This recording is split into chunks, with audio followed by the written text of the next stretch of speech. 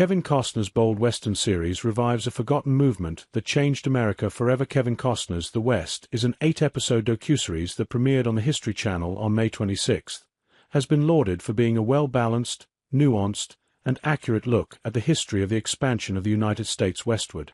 Hosted by Kevin Costner, a longtime devotee of the Western, the aim of the series is to shine a light on the truths behind that history, warts and all, an aim that Costner himself revealed to have uncovered shocking realities about the deep tragedy the West was built on. While the series includes stories about some of the more prominent names in that history, such as Lewis and Clark and Sacagawea, it also tells the stories of lesser-known figures, including fur trapper John Colter and Chief Little Turtle.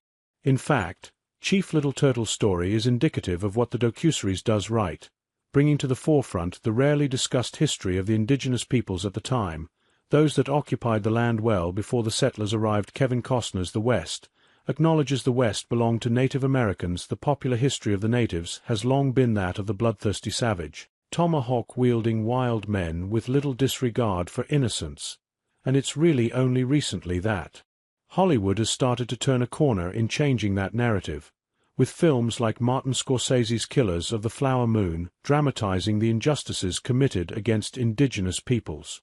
Still, when it comes to how history paints the picture, bias still leans heavily toward the settlers who were forced to fight to keep their land. Kevin Costner's The West is, arguably, the first docuseries to properly acknowledge that Native Americans already occupied the land, and it was they, not the settlers, who were forced to fight to keep their land they had been living on for thousands of years. In the previously cited Fox News Digital, Costner explains how he, and by extension, the series, sees it. As we moved across the country, we told them, indigenous peoples. All different stories, and we talked about that too, like, we don't want your land, we just want to move through it. Now we want your land, and we want you to cut your hair. We want to change your religion. And we confuse people. And when we couldn't convince them, we murdered them, and we made up convenient stories to do it. These places don't have their names anymore. We named them after ourselves.